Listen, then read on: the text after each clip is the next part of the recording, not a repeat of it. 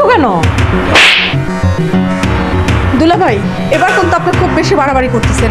আমাদের বাসায় এসে আপনি আপুর গায়ে হাত তুলছেন, আপনার কত বড় সাহস! আর এটা আমরা কোনোভাবে মেনে নিব না। আচ্ছা, খুব গায়ে লেগে গেছে তাই না?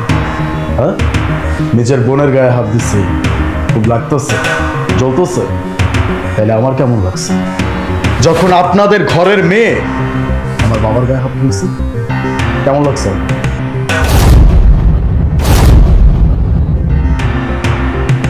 কি বলছো তুমি এসব কথা? তোমার বাবার গায়ে হাত তুলছে মানে? হ্যাঁ, আপনার মেয়ে আমার বাবার গায়ে হাত তুলছে। জিজ্ঞেস করেন, একটাবারও জিজ্ঞেস করছিলেন এই বাড়িতে আসার পরে যে এতদিন যাবত আপনাদের বাড়িতে কি করতেছে? আমি এতদিন যাবত যে ও এই বাড়িতে আছে, ওকে কেন নিতে আসিনি বা কোনো ফোন কল কিচ্ছু কেন করিনি? জিজ্ঞেস করছেন? প্রয়োজনই তো মনে করো। যা বুঝাইছে আপনাদের মেয়ে সেইটা বুঝে চুপচাপ বসে। আমি এতদিন জাস্ট এই জন্য ওয়েট করছিলাম যে ও নিজের ভুলটা বুঝে আমাকে ফোন করে কিনা। কিন্তু এখানে তো উল্টো কেস। ও নিজের ভুল বোঝা তো অনেক দূরের কথা, বিন্দাস এখানে মজায় নিজের জীবন পার করতেছে। ওকে ফাইন, আমি ডিস্টার্ব করব, কিন্তু আমার এটা জানানো উচিত ছিল আপনাদেরকে যে আপনার মেয়ে আসলে কি করছে। আপনাদেরও ফল্ট আছে। আমার কাছেও একটাবারও জিজ্ঞেস করেন নাই যে আপনাদের মেয়ে বাড়িতে কেন চলে আসলো। ওই যে বলে না, পরিবারের শিক্ষা, এটা পায়নি, এই জন্য আজকে এই অবস্থা। আমার বাবা অসুস্থ, আমার সংসারে মানুষ কয়জন? মাত্র 3 জন। আপনার মেয়ে, আমি আর আমার বাবা। তার বয়স হয়েছে, এখন তার বিশ্রাম করার বয়স, তাকে খেদমত করার বয়স। এই যে আপনার মেয়ে আমার বাড়িতে বিয়ে হয়ে গেছে, সে আমার বউ, তার মানে হচ্ছে আমার বাবার মেয়ে। ওর কি উচিত ছিল? আমার বাবার পরিচর্যা করা, তার সেবা করা, যত্ন করা। কিন্তু না, সে দিনের পর দিন আমার বাবার উপর অত্যাচার করে দিচ্ছে। আমার বাবার গায়ে পর্যন্ত হাত তুলছে আপনার এই মেয়ে। তাহলে আমি কি করব? হ্যাঁ, আপনার মেয়ের যে নিজের ভুলটা বুঝে আমার কাছে আবার গিয়ে ক্ষমা চাওয়া উচিত। আসলে সংসার করার মন মানসিকতা না থাকলে যা হয়। আমার কোনো সমস্যা নেই, আজকের পর থেকে আপনার মেয়ের সাথে আমারই কোনো সম্পর্ক নেই। ডিভোর্স লেটার আমি পাঠা দিই।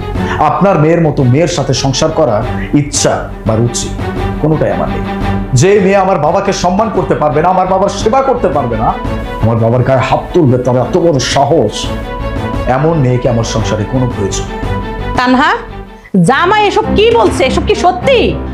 না মানে হয়েছে কি মা? চুপ থাক। আমার না ভাবতে ঘেন্না লাগতেছে যে তুই আমার মেয়ে।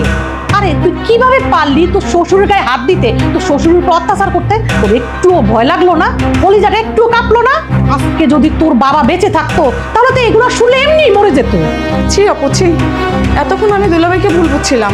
আসল খারাপটা হলো তুই। তুই যে অন্যায় করছিস না, এর জন্য তোর বড় শাস্তি পাওয়া উচিত। মা প্লিজ, আমাকে মাফ করে দাও। আমি আসলে বুঝতে পারিনি, আমার ভুল হয়ে গেছে। এই, তুই আমার কাছে ক্ষমা চাচ্ছিস কেন? তুই আমার সাথে অন্যায় করছিস, তুই তো তোর শ্বশুরের সাথে অন্যায় করছিস। যা, তুই শ্বশুরের পায়ে ধরে বসে থাকবি। যতক্ষণ পর্যন্ত সে ক্ষমা না দিবে ততক্ষণ পর্যন্ত তুই তার পা ধরে বসে থাকবি। বাবা, আমার মেয়ের হয়ে তোমার কাছে আমি ক্ষমা চাচ্ছি। ও আসলে বুঝতে পারে নাই যে বাবা আর শ্বশুরের মধ্যে পার্থক্যটা কি। যদি বুঝতে পারতো তাহলে এত বড় অন্যায় করতে পারতো না। বাবা, বা আপনার মেয়ে যে অন্যায়টা করছে সেটা কিন্তু আমার সাথে করে না, এমনকি আপনার সাথেও করে না। অন্যায়টা করছে আমার বাবার সাথে। আর যে অন্যায়টা করছে সেটা কোনো ছোটখাটো অন্যায় না, অনেক বড় অন্যায় করছে। এখন হচ্ছে আপনার মেয়ে আমার সামনে জিন্দা দাঁড়ায় আছে, যেটা নিজেই ভাবতে পারতেছি। এটা কোনো ক্ষমতা পারে নেই। প্লিজ তুমি তোর বাবার কাছে আমাকে নিয়ে চলো। আমি বুঝতে পারিনি, আমি ভুল করে ফেলছি। আমি বাবার কাছে গিয়ে বাবার পা ধরে আমি মাপ চাইবো। প্লিজ আমাকে নিয়ে চলো না। আমি আসলে অহংকার রূপে ভুলে গিয়েছিলাম। আমি যে বড় পাপ করেছি তার কোনো ক্ষমাই হয় না। তুমি এক্ষুনি আমাকে বাবার কাছে নিয়ে চলো। দুলাভাই, এবারের মতো আপুকে ক্ষমা করে দিন। আপু আর এই ধরনের ভুল কখনো করবেন না। আর আপুর আমি ক্ষমা চাচ্ছি। শেষবারের মতো আপনাদের কথাই আমি ওকে ক্ষমা করে দিচ্ছি।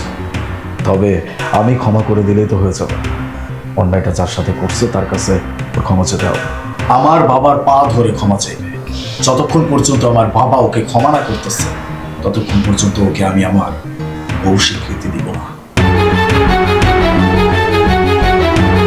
এই, তুই এখন এখানে দাঁড়িয়ে আছিস কেন? যা।